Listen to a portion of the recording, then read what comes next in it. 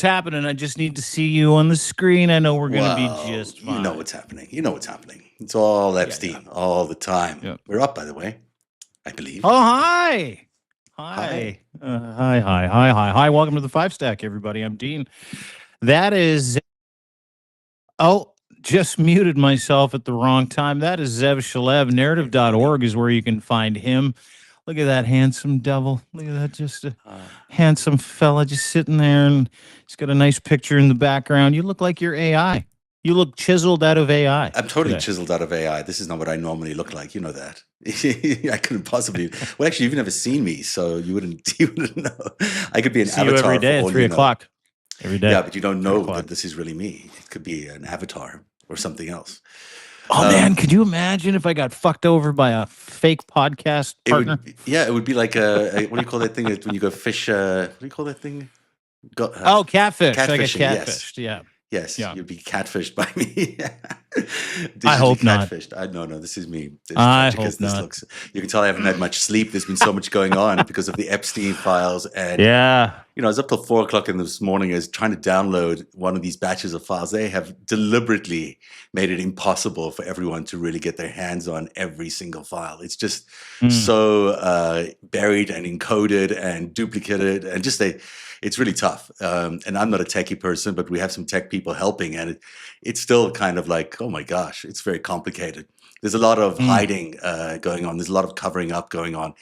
And we saw that this morning with Maxwell as well. It's just astounding that we know the context and we know the extent of all these crimes, but they continue to cover it up like it's just nothing, Yeah, I mean, we talked about it today in the weekend roundup.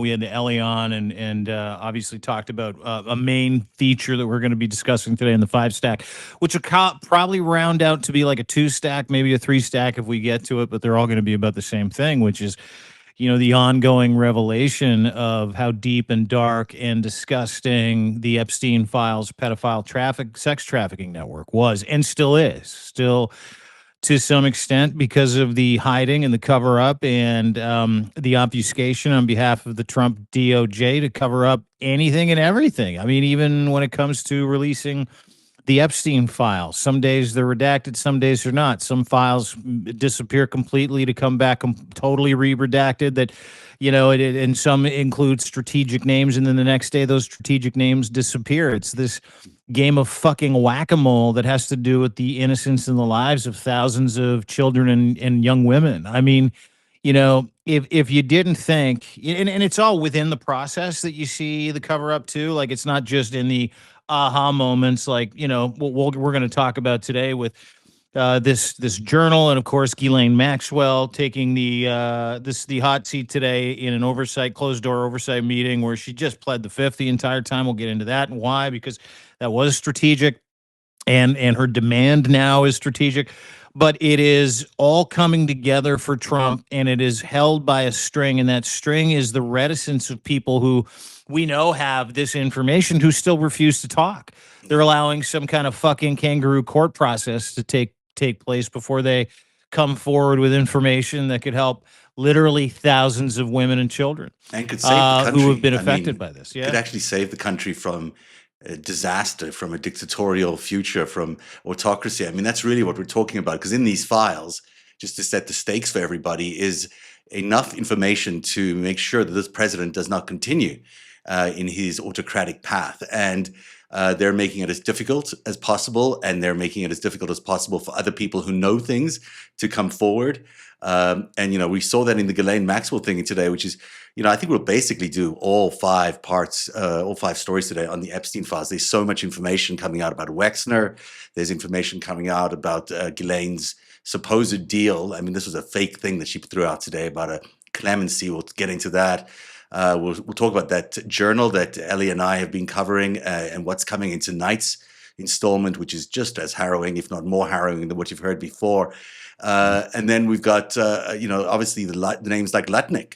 Why is Howard Lutnick still in office right now? Why is that man, who's clearly linked to Donald Trump, still anywhere near the White House? Because if this is any other country, and in other countries we've seen this with Lord Mandelson, people go once they're in the Epstein files. They resign, they apologize, they do whatever they need to go, but not in America, where we have a government run by a president who was not only the best friend of Jeffrey Epstein, but he's surrounded by enablers of Jeffrey Epstein and supporters of Jeffrey Epstein and people who partied with Jeffrey Epstein, and everyone is keeping their job.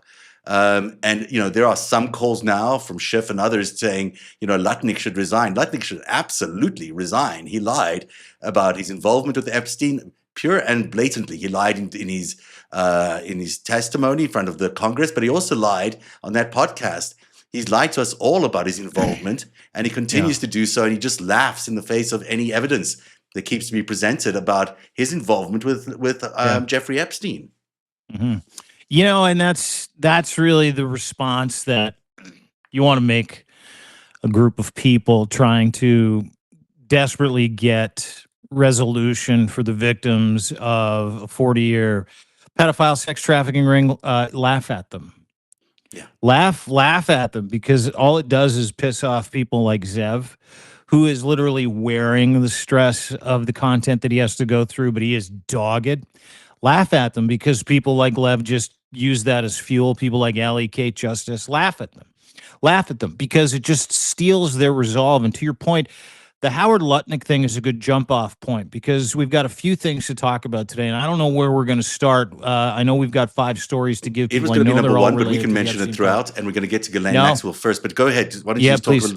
talk well, the Lutnick thing, is interesting because it follows the exact same pattern. Every single person that precludes the release of this 3.5 million document dump that we got just under 2 weeks ago, it indemnifies them all as liars. As literally pedophile adjacent, pedophile enabling, violent sexual abuse enabling and co-signing through all of their lies to this point. And we talked about it today with Lev, and I said, I'm at this zero tolerance point, right, where there's really 2 parties that are going to emerge from this: the non-pedophile party and the pedophile party.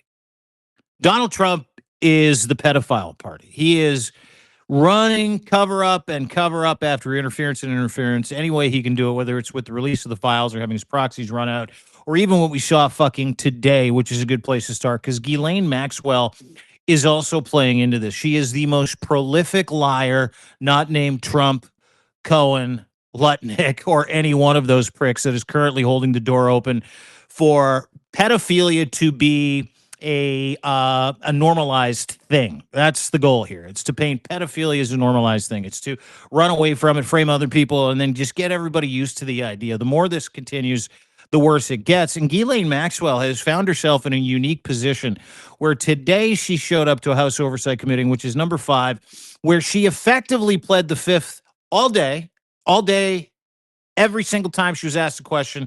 She said, I plead the Fifth Amendment because it might incriminate me or other people. I can't. At this time, I'm not allowed to say. At this time, I can't say.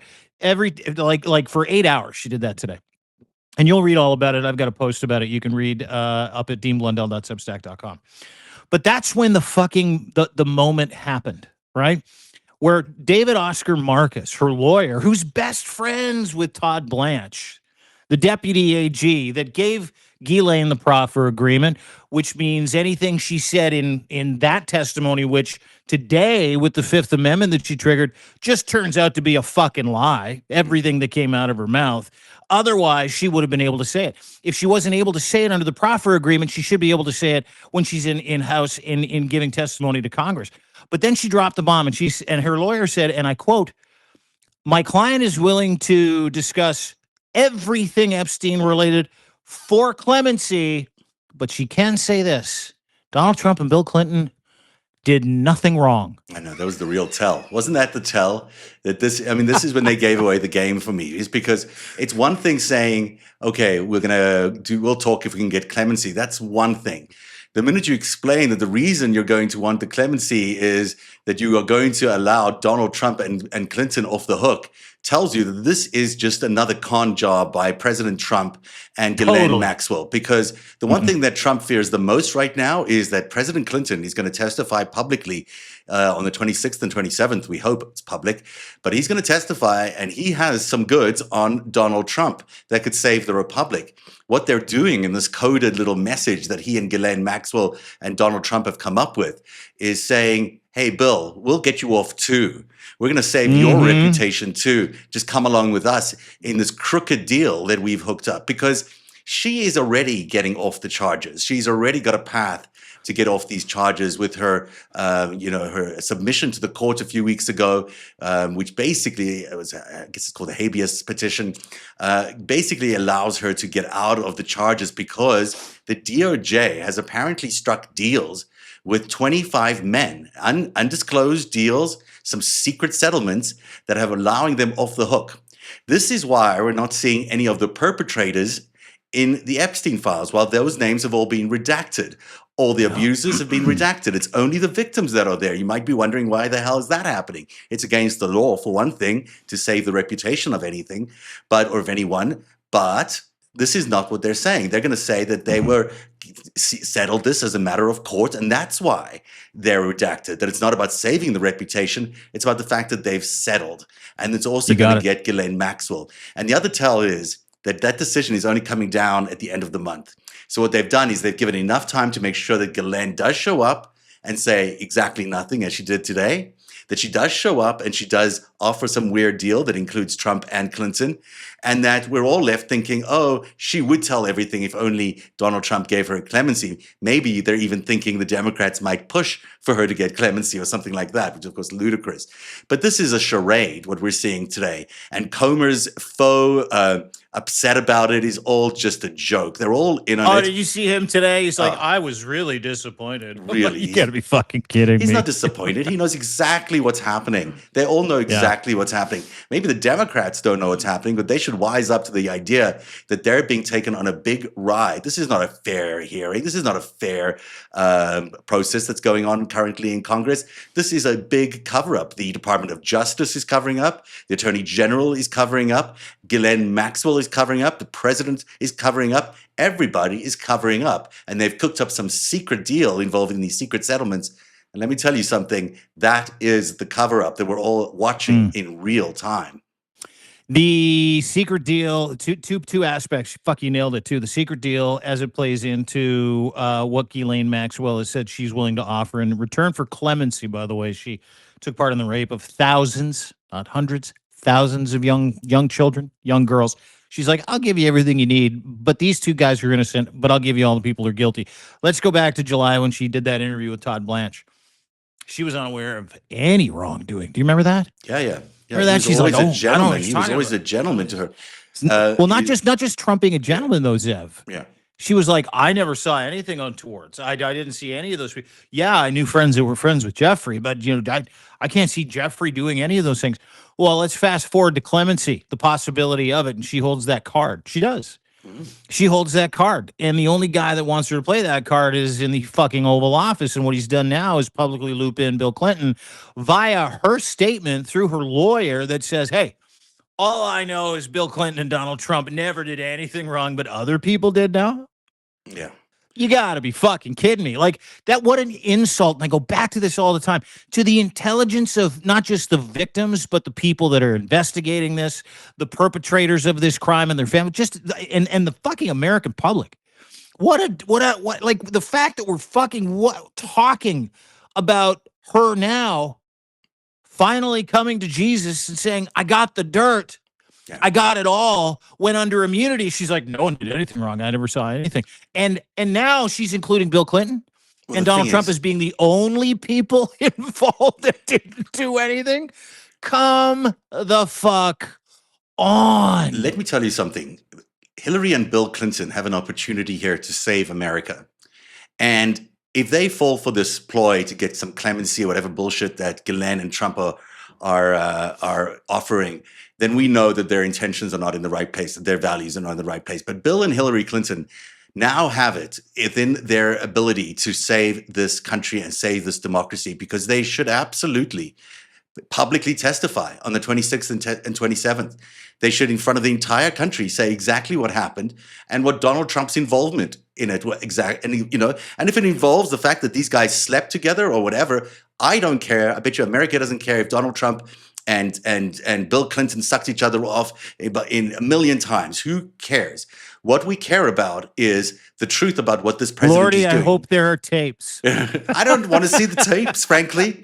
I don't need to see the tapes. I'm good with it. I'm good.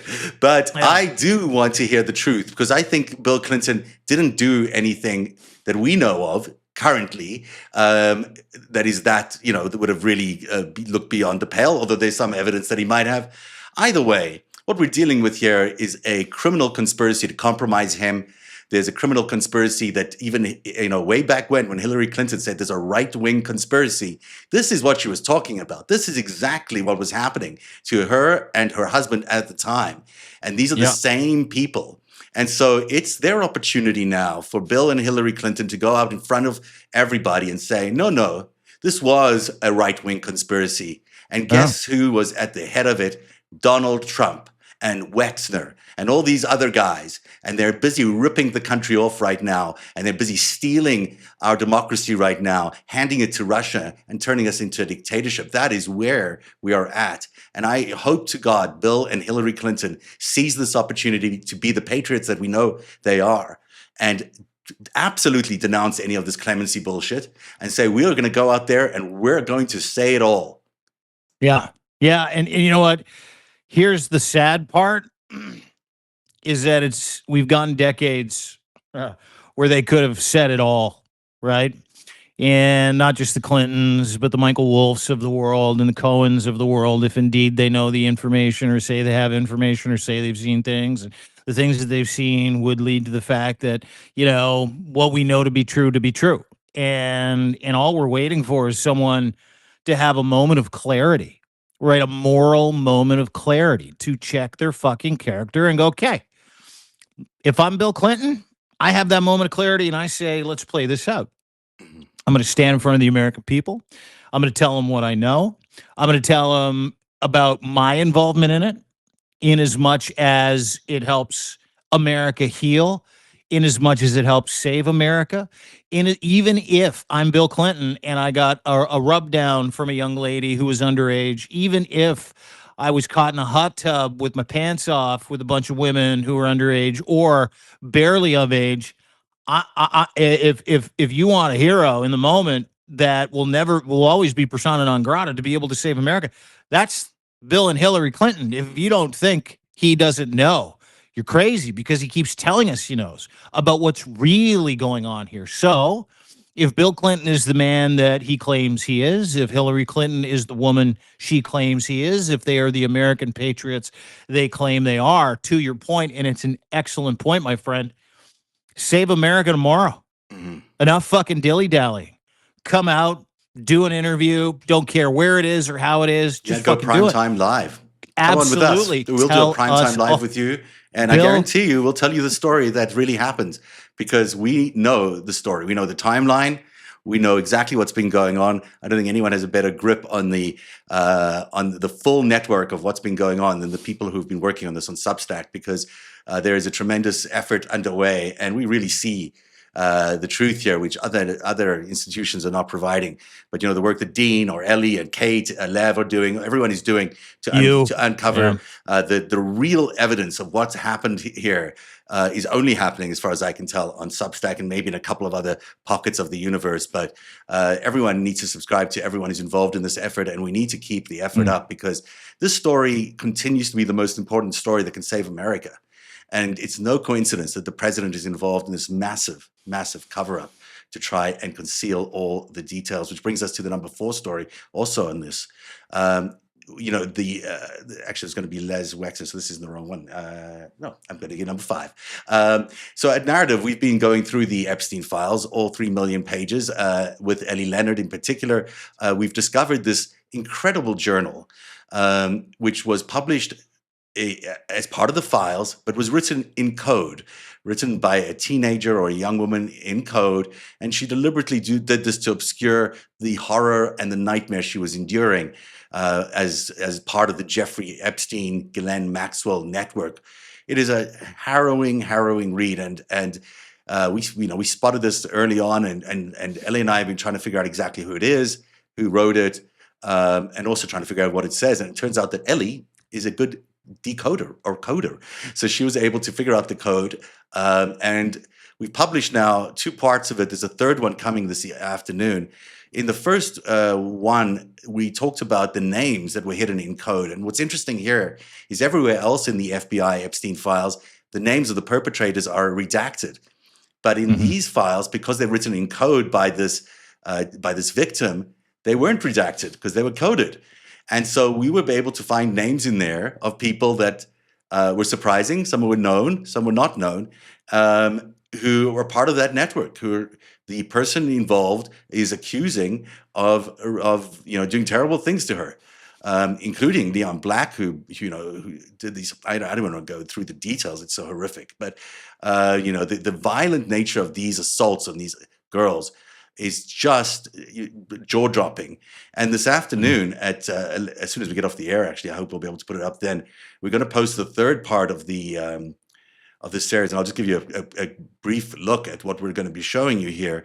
So this is just one page out of this journal that written by a survivor. This is the first time we're putting it out. You can see the word death that is very typical in this journal. They've cut out these words from magazines in order to just, I guess it's a way of distancing themselves from what's being put out on the pages. And then you see these red splatters, which are exactly what they are. I mean, I don't know if they are blood, but they're meant to symbolize blood.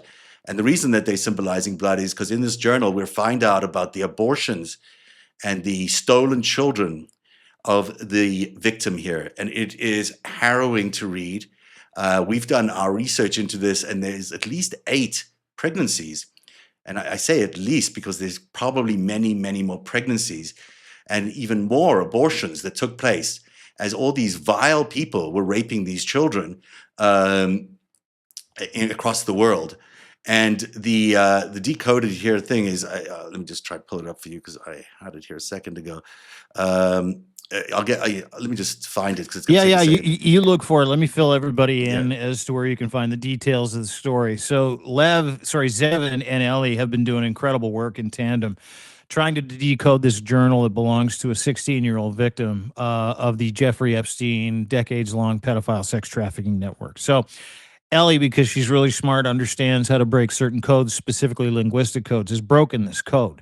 What you're seeing is the legend and something that this victim wanted to write that talked about death. I can't read it because I don't understand the code, but what you can do is you can go to Ellie Leonard's Substack and Zev Shalev's Substack, including narrative.org and The Panicked Writer, and you can read all about it. It is truly some of the most disturbing in terms of the allegations that we're hearing in and around Epstein, and the allegations that are attached to this diary that is written in code and appears to have, cutouts for Vanity Fair and other magazines that help kind of paint the story, details not just the horrific abuse by people like Harvey Weinstein, who was deeply involved in this as well, Leon Black, who was involved in this as well, several others that are currently in hiding or looking for a place to hide, including some people who are dead, like Jeffrey Epstein and John Luke Burnell. But the interesting part of this journal, it opens up sort of a new avenue of nightmare. And that is the nightmare of this girl and other women, one's to assume, that were forced to get abortions or to have children, and then to give these children away or give them up to Jeffrey Epstein with no knowledge of where they are, what has happened to these children. And some will say this is part of his whole eugenics thing, trying to breed, smart, strong, a weird, sect of humanity or individual that's got, the brain power of certain really bright people or certain elites in the world. That might be part of this. But what we do know is that this was written as an outlet by this then 16-year-old girl, and Ellie seems to kind of have a handle on who it might be. Yeah, I think we both have. But the accounts of the you do too. But the accounts of her horror, they eclipse anything that I've read so far in your reporting and Ellie's reporting It's heavy. It's very heavy It's stuff. very fucking heavy. Yeah. We're, and this is one of the reasons I'm, it's just been difficult to process all of this stuff. The headline that we're using for today's story is "I am not your personal incubator," which is, and this what you're looking at here is one page. If you want to break the code, it's quite simple when you know it. It's she's writing downwards, so it's the first two words here are so sorry, so it's SOSORRY. You can sort of see how it's just a code written on two lines. And she's saying here, so sorry, Jeffrey, these things happen when your body had never been given time to properly heal. So it came out in the toilet, and I didn't know what to do, so I just flushed the tiny little fetus. You have made me numb, and I hate you for this. I hope I never have to see you again. I'm not your personal incubator. Where is the baby? Where is Guylaine? And it goes on like that. And then this is not the first pregnancy that this poor victim had to go through. Later, she reveals another pregnancy where she says, tomorrow is the halfway ultrasound for Jeffrey. This one stuck. After they took the first baby who survived and the early miscarriage, I think it was called one. I no longer feel like a person, but a vessel. So she had a baby that was taken, that was survived and taken, a second miscarriage, and now this is the third. So that she lands up, I think, having an abortion for, at least that's what it sounds like from this diary. This is the kind of horror that you can't imagine, because imagine being stuck in a house like that mansion that Epstein had in New York, or that other mansion he had in Palm Beach, or the remote ranch that he had in New Mexico, and just think how impossible it would be to escape. And if you could tell anyone, you'd die probably.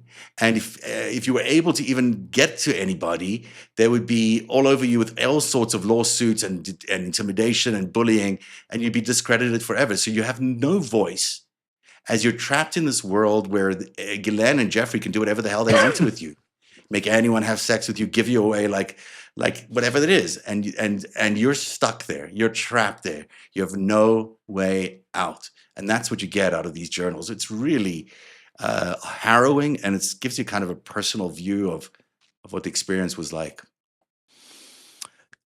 Yeah.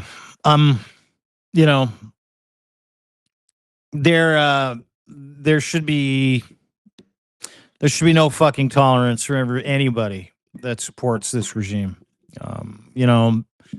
The journal that you put out, and let me remind everybody that none of this is a conspiracy theory. These are from the DOJ dump about a week and a half ago. And this is a journal that was in code, so the FBI just never bothered trying to decode it.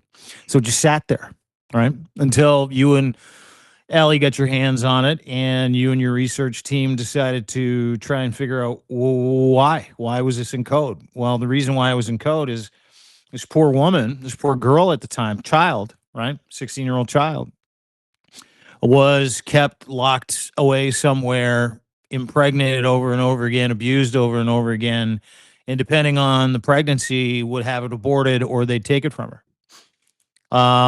or she miscarried. Yeah.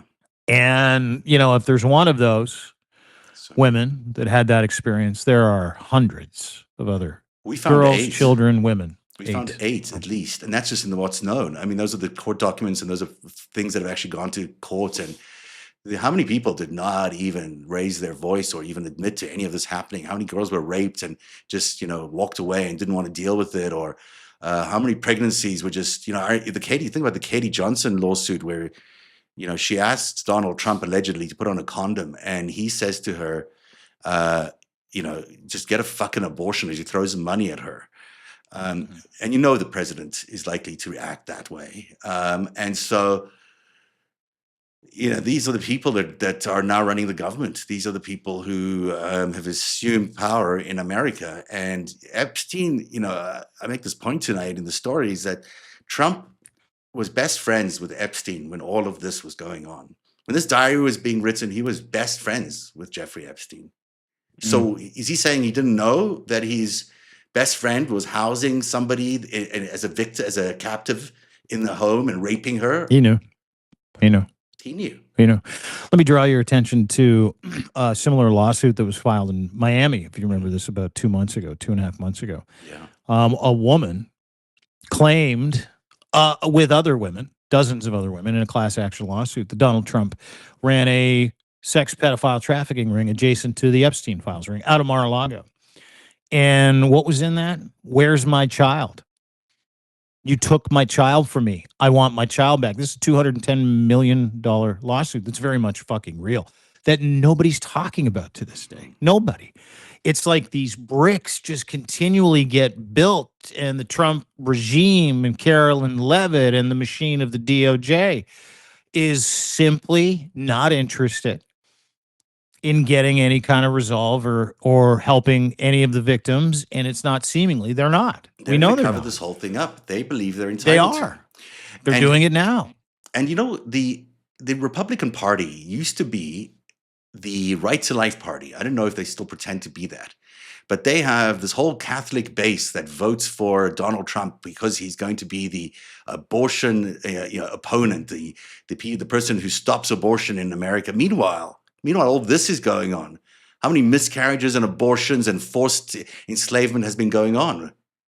And no wonder they're introducing this legislation where you can't, rape victims can't be aborted or something like that. I mean, it just seems to me that that particular base of the Republican Party, that so-called social conservative base, they've been lied to by Donald Trump over and over again.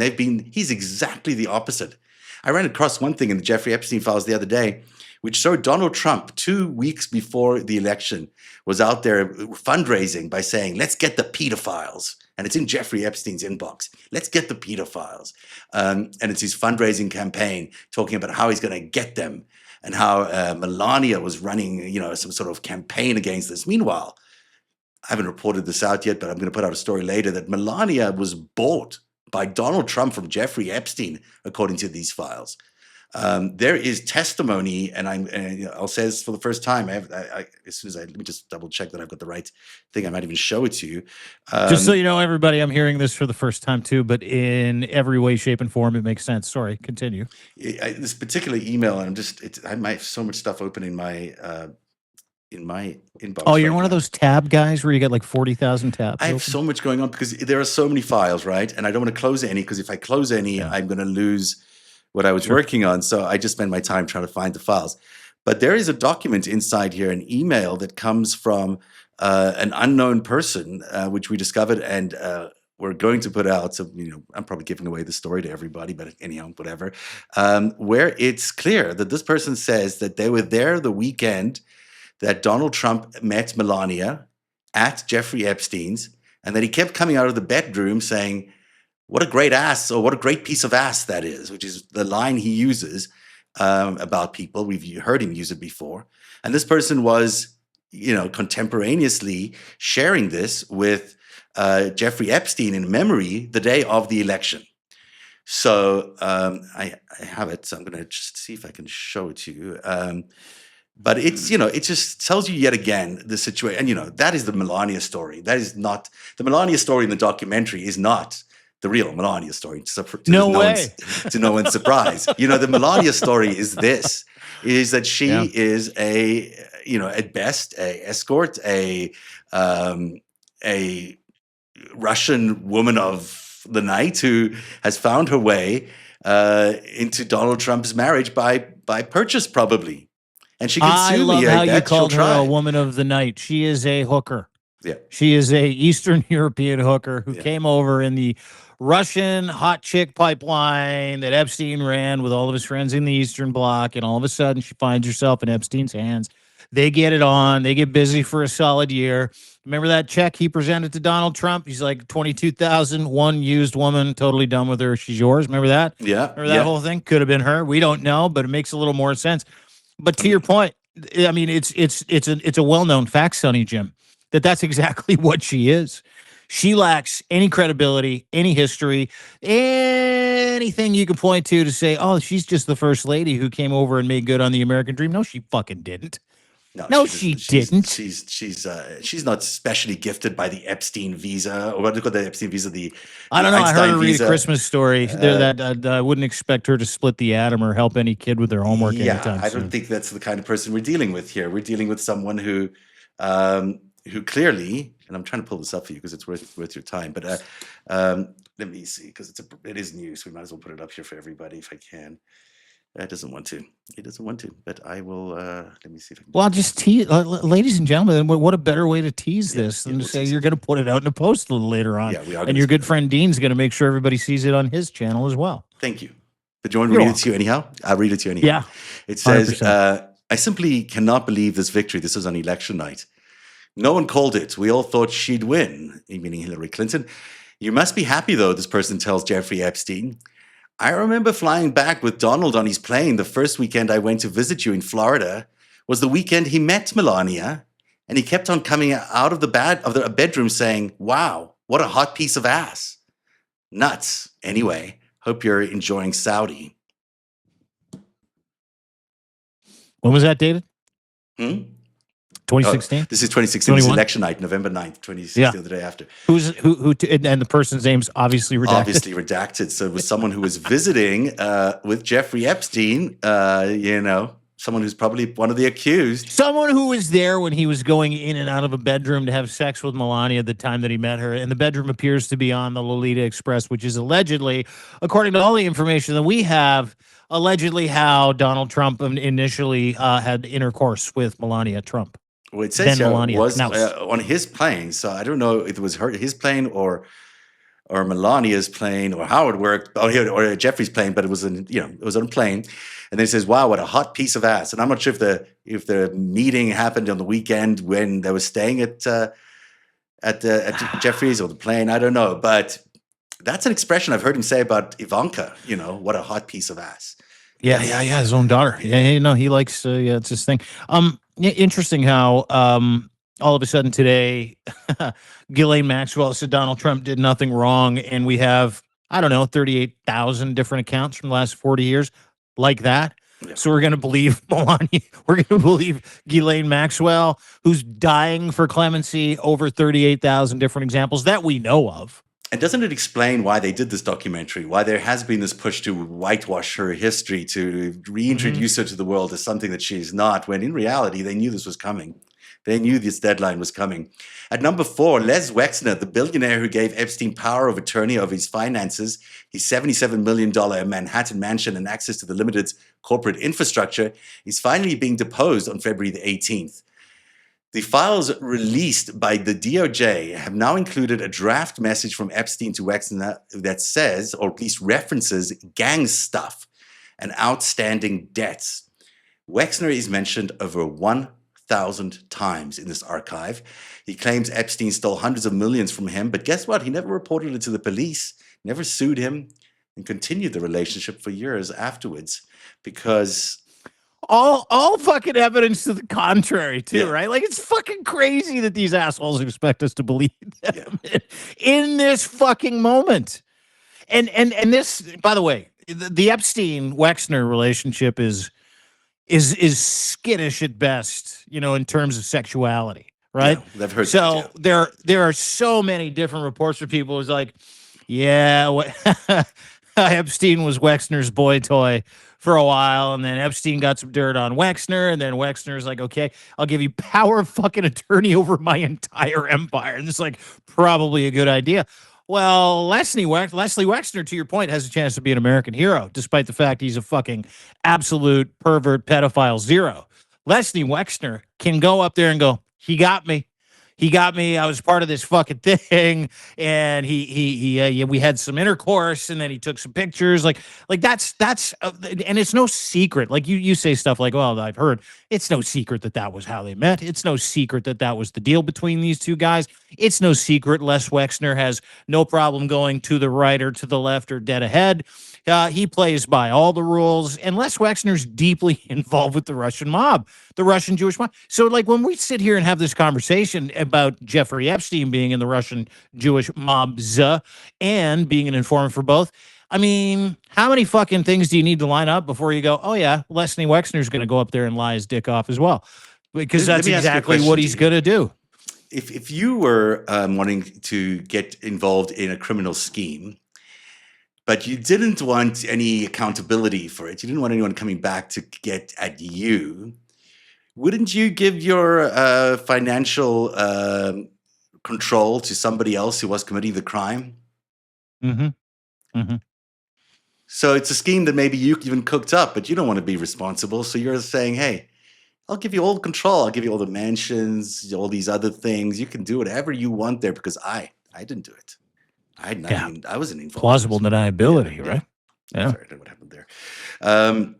Let me reset my Zoom. I've got gesture control, which apparently means I can't put my hands up. Don't do it. Don't do it. Just stay old school like me. Put it on a plastic tripod and wish for the best. Well, I can't. I don't like. I'm too much of a control freak You're to too do anal. that. But I I think know. maybe you're right. Maybe you're right about that. Oh, there you go. Yeah, there you go. Oh, Anyhow, there you go. You're back. Yeah. So Wexner is not a good guy, I don't think. But he's testifying. Guess what he's going to be? He's going to lie about everything too. So expect nothing. But at least he has been called for to testify or be deposed. That's a good thing. We spoke about this already. The number 2 stories is all about how the victims are exposed, the perpetrators are not. We've explained that. It's just appalling that this is where we are in America. The exact opposite of good. Good is becoming evil. Evil is becoming good. The people who should be protected are not being protected, and it's just horrific. Yep. And I think we've covered that. So let's go to the number 2 story, which is number 1 story, I think. Oh no, we got the number 2 story. Yeah, so this is interesting. Okay. So Raskin today. I'm going to help you with numbers when we're done. I'm going to help. Thank you. Numbers. And math is not my strong suit. Could never be in Jeffrey Epstein. So at number 2. Thomas Massey and Raskin got a chance to see the unredacted files today. But of course, they go in there. It's 3.5 million files. They got to see maybe 30, 40 pages because who can get through 3.5 million files? So they've got these unredacted things at the Department of Justice. The Congress people have to go out there, and they can't have computers. They can't have any phones, and they have to just remember what they see in there, right? So these are the obstacles they're putting up for real transparency. The Department of Justice in their cover-up and the Trump administration in their cover-up are making it impossible for everyone to get the information. They say, oh, yeah, it's available. Bring your notepad, write down 3.5 million notes, will you? Even if they were all in there for every second of the day until, they would still not be able to get through 3.5 million documents. None of us can. We're all struggling to get through even a core bit of them, never mind downloading them. And so this is yet another sign that they're hiding things. They're hiding. This is a cover-up. This is a cover-up of huge proportions. How many different examples do we need to give people of this being a pedophile, sex trafficking, rapist network cover-up? Like, how many different examples do you need? Do you need the fact that they're 4 weeks past the Epstein Files Transparency Act deadline? Do you need the fact that they remove and redact whatever they want? Do you need the fact that victims' names are plainly, unredacted, while the perpetrators of these crimes, especially anybody connected to Trump, are all redacted? Do you need all that, or do you need us to tell you that Jamie Raskin and Thomas Massey walked into, to see some of these files unredacted, and they're not allowed to report on it, talk about it, not allowed to take notes? It's incredibly difficult. It's way off site. They are making this so hard, even for people like you, me, and they do this in the name of transparency, which is obviously a fucking lie, right? It's obviously a lie. Up is down and down is up with this, and I thought about it today, and it's an old silly way of saying you're insulting my intelligence, but don't piss on me and tell me it's raining. Right? These people are taking a shit on you and telling you it's not happening, and they're doing that to victims of horrific violence over the past 40 years that they've all been involved in. And the Massey thing is interesting, and I want to ask you this question because you would know more than me, but read today that Massey received a flash drive with all the names of everybody involved, including the billionaires, who they were involved with, their connections to Epstein, et cetera, et cetera, et cetera. Did you read that, or am I crazy? I did read that. It doesn't surprise me. I know the victims have been saying all along that they will release those names. And They have every reason to now. I mean, this is not, they've been exposed so much by this. They've been traumatized and re-traumatized and re-traumatized. I don't know if it's from the victims. That could be from anybody.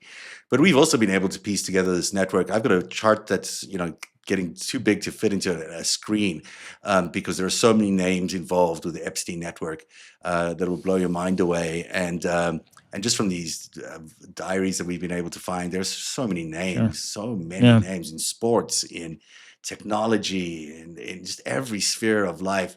And Art, science, the fucking crazy part I read, specifically in your reporting with Ellie, when it comes to this coded book, how many fucking academic professors there were that Jeffrey Epstein had involved in this pedophile for free scheme. Like it's mind blowing to me. And we just Minsky from MIT is named in this.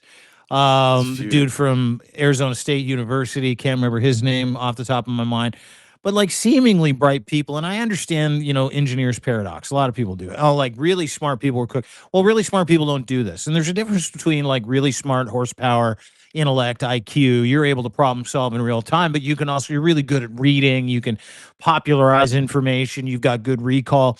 And people that are able to put those things together, they're not pedophiles, but really smart, crazy, kooky people that are really good at like, math or, or algebra or fucking bio or physics or what have you.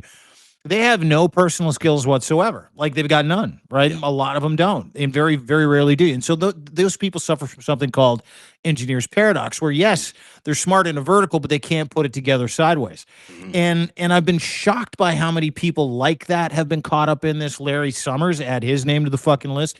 He is deeply involved in that coded book that you guys talked about. And if I could give anybody some direction today to truly understand, and I know it's hard for people, but you need to be aware and you shouldn't look away. And I know some people are going to have a hard time with Zev's reporting and Ellie's reporting on this, is go to narrative.org and go to the Panicked Writer, Ellie Leonard, Zev Shalev. I need you to read the pieces they put out in tandem. Because what Zev is doing is he's popularizing and summarizing the detailed work that Ellie Leonard is putting out at the Panicked Writer. And what you do when you read both of those in tandem, and the third part of that series is out tonight, is you get a really clear picture of who and what and why. And, Ellie said it today in the show, and I think everybody needs to take this away from the conversation that we're having today, the one we had earlier with Lev.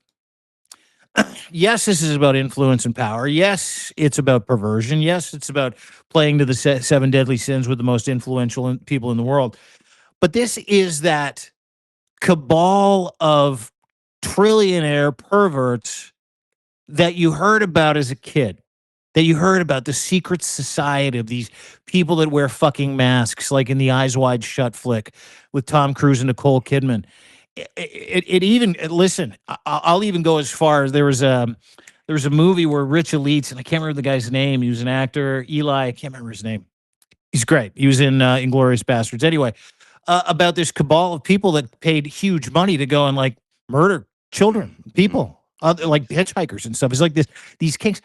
Ladies and gentlemen, the sad news is that exists, and it existed for decades, and Donald Trump is in the fucking middle of it. The middle of it. He's the president of the United States.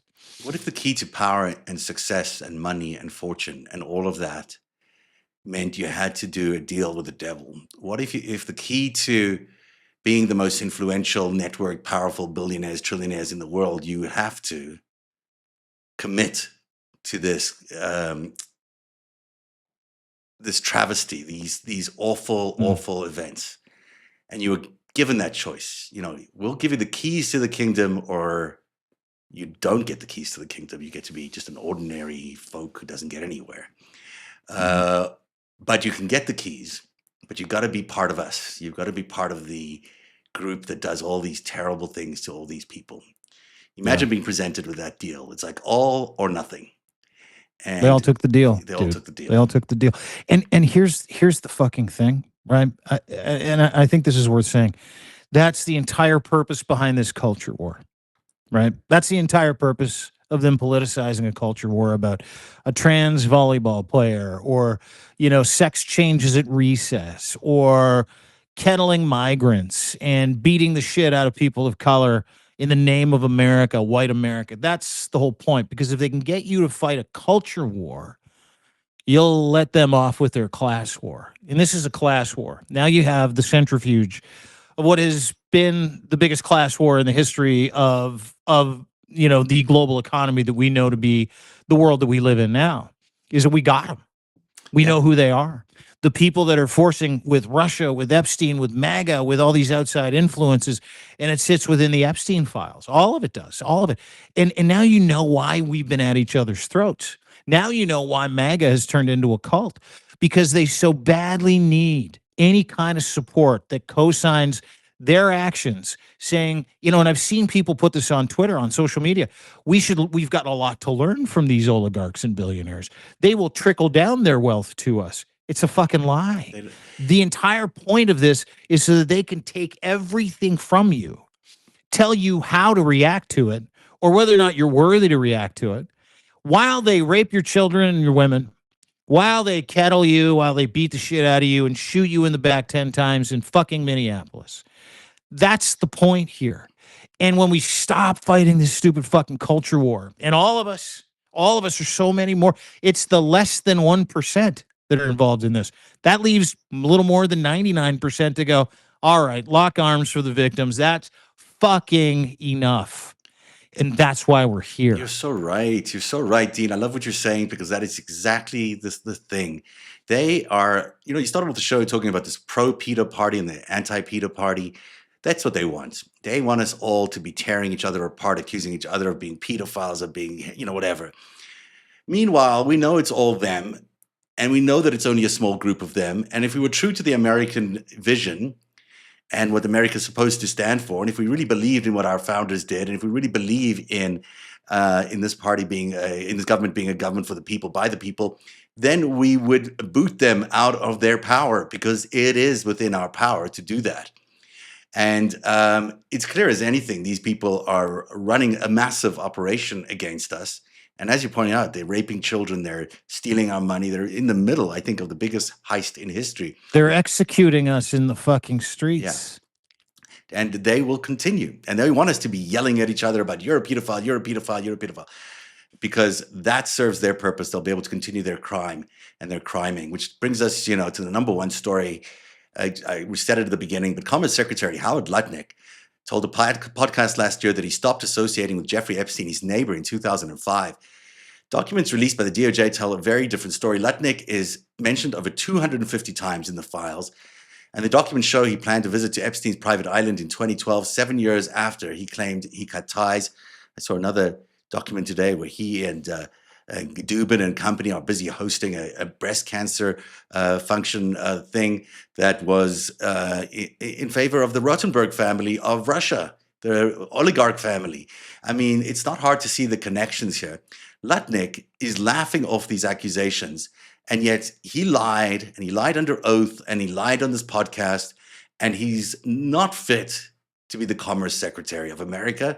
Anyone in his position would have been forced to resign ages ago, especially by this GOP, which is so holier than thou. How come this man is still in power? Because he's guilty, and he has as much to lose as everybody else. And Trump will keep all of them in front of him as a firing squad. Trump will keep every single one of those guys in a position to laugh this off, because Trump knew one thing going into this term as his presidency, the 47th president of the United States. He knew one thing. I got to fucking outrun the Epstein files. So what do? I surround myself with everybody in the Epstein files.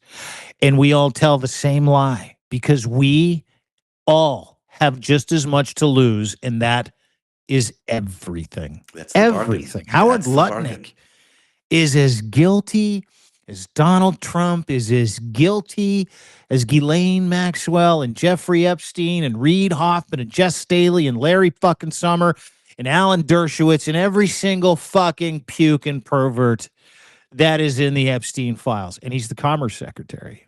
And he's woefully unqualified for that, too. The only reason he's the Commerce Secretary, the only reason Tulsi Gabbard is the DNI, the only reason Kristi Noem is in the position she's in, and Pete Hegseth's in the position he's in. The only reason this kakistocracy exists is to protect him and all of his friends from the truth about their horrific acts against children and young women in the name of power, in the name of influence, and in the name of the fucking almighty dollar. That's it. And when you get that, you can just assume Howard Lutnick is also going nowhere until someone comes and puts a fucking set of handcuffs and bracelets on him and leg irons and says, it's time to go for a fucking conversation. So if you do one thing today, if you do one thing to save this democracy today, make a call to your congressman or congresswoman, your senator, or anybody else in the Congress that will listen, and demand that Lutnick resign from office. Senator Adam Schiff has called for his resignation. Thomas Massey's called for his resignation. We should be seeing Howard Lutnick resign.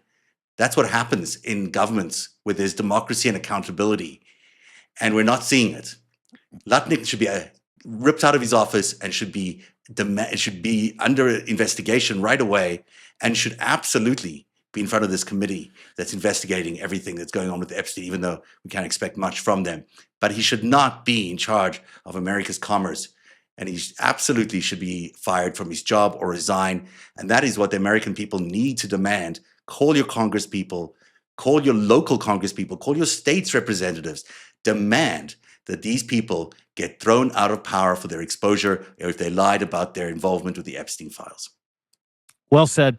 Apply that across the board and take that zero tolerance perspective into everything when you hear anything to do with someone in the Epstein files who's like, I mean, we were friends, but I swear I didn't see anything. No, they saw it. They know they're all pedophiles, specifically after his 2008 conviction date. Anything after that isn't just suspect. You're fucking guilty. Thanks for watching. The 5-stack today, you can get it on Apple. You can get it on Spotify. Shocked because I got someone that's like, hey, I'm listening on Spotify every day. I'm like, no way, we're on Spotify too.